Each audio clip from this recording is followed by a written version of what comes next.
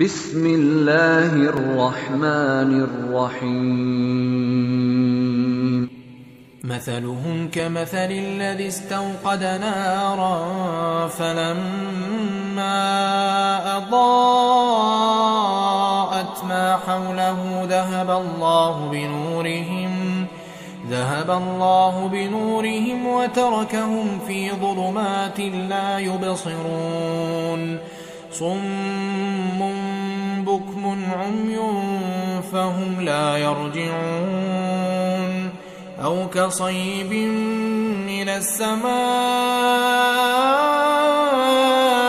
فيه ظلمات ورعد وبرق يجعلون أصابعهم في آذانهم من الصواعق حذر الموت والله محيط بالكافرين يكاد البرق يخطف أبصارهم كلما أضاء لهم مشوا فيه وإذا أظلم عليهم قاموا ولو شاء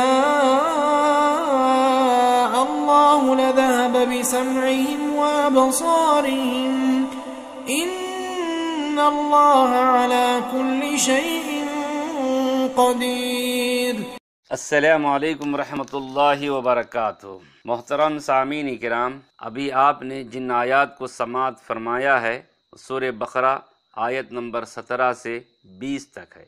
اب ان کا ترجمہ، اس کی تفسیر سماعت فرمائیں۔ ان کی مثال اس شخص کی سی ہے جس نے آگ جلائی، جب اس آگ نے اس کے ارد گرد روشنی پھیلا دی تو اللہ تعالیٰ ان کی روشنی لے گیا اور انہیں اندھیروں میں چھوڑ دیا جو وہ دیکھ نہیں پاتے۔ وہ لوگ بہرے ہیں، گونگے ہیں، اندھے ہیں، بس وہ سیدھے راستے کی طرف نہیں لوٹیں گے۔ یا ان کی مثال زوردار بارش کی سی ہے جو آسمان سے آتی ہے، اس میں اندھیرے، گرج اور بجلی ہوتی ہے۔ موت سے ڈر کر کڑاکے کی وجہ سے اپنی انگلیاں اپنے کانوں میں ڈال لیتے ہیں، اور اللہ تعالیٰ کافروں کو گھیرنے والا ہے۔ قریب ہے کہ بجلی ان کی آنکھیں اچک لے جائے۔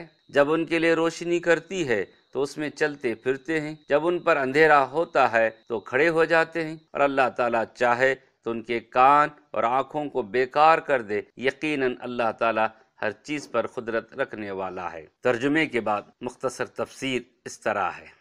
اللہ تعالیٰ قرآن مجید میں اس سے پہلے کی دیگر آسمانی کتابوں میں مثالوں کے ذریعے بہت سے حقائق واضح کیے ہیں، اس لیے کہ مثالوں کے ذریعے بہت سی پوشیدہ معانی کھل کر سامنے آ جاتے ہیں۔ اللہ تعالیٰ کا فرمان سورہ عنکبوت میں، یہ مثالیں ہم لوگوں کو سمجھانے کے لیے بیان کرتے ہیں اور انہیں علم والے ہی سمجھتے ہیں۔ اللہ تعالیٰ نے منافقین کی حقیقت اور ان کے نفاق کی ایک مثال بیان کی، اس آدمی کی جو کسی جنگل میں شدید تاریکی میں پھنس گیا۔ اسے روشنی کی سخت ضرورت تھی، اس کے پاس کوئی ذریعہ نہ تھا مگر اس نے کسی سے چنگاری لی، چنگاری لے کر آگ روشن کی۔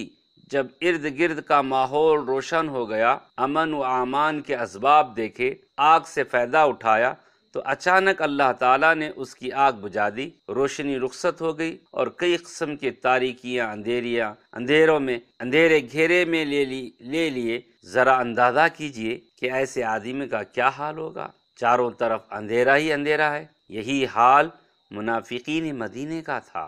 انہوں نے مسلمانوں کے ایمان کی آگ سے اپنی آگ روشن کی، کچھ دیر اس سے فائدہ اٹھایا، دنیا میں سکون ملا۔ وہ اسی حال میں تھے کہ موت نے انہیں دبوچ لیا۔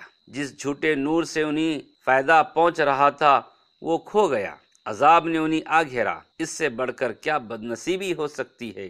اللہ تعالیٰ نے انہیں کفر و نفاق کے اندھیروں میں چھوڑ دیا کہ راہ خیر کی طرف راہ ہی نہیں پاتے اور نہ اسے پہچانتے ہیں۔ اس کے ساتھ ہی وہ بہرے ہیں، سنتے نہیں، گونگے ہیں کہ بولتے نہیں، اندھے ہیں، کسی چیز کو دیکھتے ہی نہیں، جیسا کہ اللہ تعالیٰ نے فرمایا سورہ حج میں۔ بات یہ ہے، آنکھیں اندھی نہیں ہوتی بلکہ دل جو سینوں میں ہے وہ اندھے ہوتے ہیں، لہذا اس ہدایت کی طرف کبھی بھی واپس نہیں آئیں گے جس کو انہوں نے ضلالت کے بدلے بیچ دیا تھا۔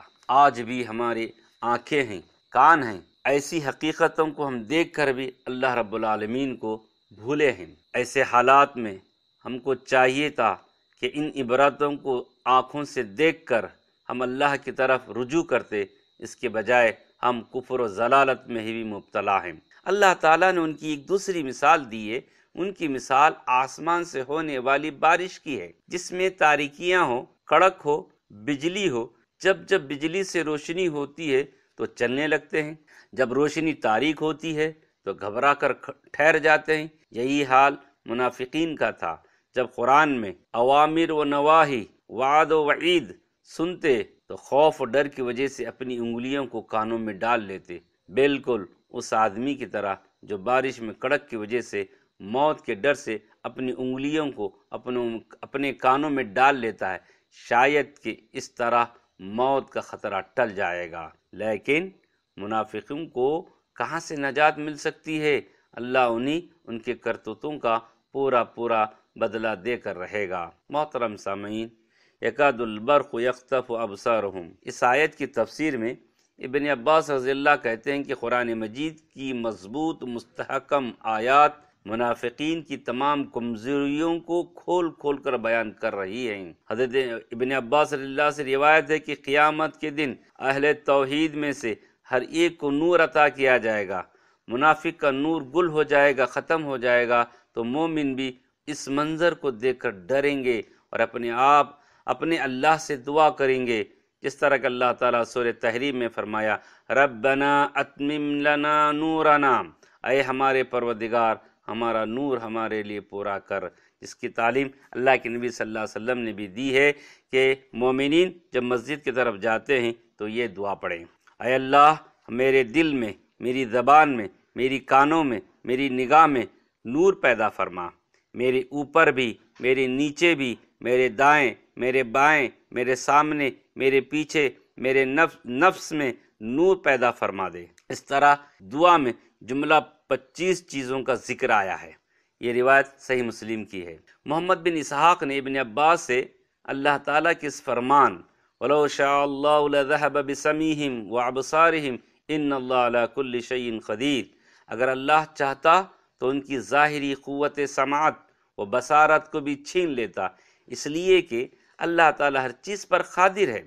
اس آیت کے بارے میں روایت کیا ہے کہ اس لیے کہ ان منافقوں نے حق کو پہچاننے کے باوجود ترک کر دیا تھا، اور ابن عباس رضی اللہ فرماتے ہیں اللہ تعالیٰ اپنے بندوں کے بارے میں جو ارادہ فرمائے انہیں سزا دے یا معاف فرما دے، وہ ہر چیز پر قادر ہے۔ ابن جریر رحمہ اللہ فرماتے ہیں اللہ تعالیٰ نے اس مقام پر اپنی یہ صفت کی، وہ ہر چیز پر قادر ہے، اس لیے بیان فرمائی کہ اس نے منافقوں کو اپنے عذاب، اپنی گرفت سے ڈرایا ہے اور بتایا ہے وہ ان سب کا احاطہ کیے ہوئے ہے، اور ان کی قوت سماعت و قوت بینائی کو بھی ختم کر دینے پر قادر ہے۔ اللہ تعالیٰ کے نبی صلی اللہ علیہ وسلم نے امت محمدیہ کو یہ تعلیم دی کہ جب بجلی گرجتی ہے تو یہ دعا پڑھنے کی تعلیم سکھلائی ہے، سبحان الذی یسبح الرعد بحمدہ والملائکۃ من خیفتہ،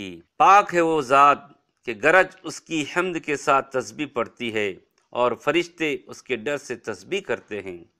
اللہم لا تقتلنا بغضبک ولا تہلکنا بعذابک وعافنا قبل ذلک، اے اللہ تو مت قتل کر ہم کو اپنے غصے سے اور نہ ہلاک کر ہم کو اپنے عذاب سے، اور عافیت دے ہم کو اس سے پہلے۔ محترم سامعین، اللہ تعالیٰ مزید دھمکی اس لیے دی ہے کہ شاید وہ اپنی بعض شرارتوں اور منافقانہ چالوں سے باز آ جائیں۔ آخر میں اللہ تعالیٰ سے دعا ہے کہ اللہ تعالیٰ قیامت کے دن ہمارے نور کو مکمل کر دے اور ہم سب کو منافقوں کی صفات سے اپنی حفاظت میں رکھے، آمین یا رب العالمین۔ السلام علیکم ورحمۃ اللہ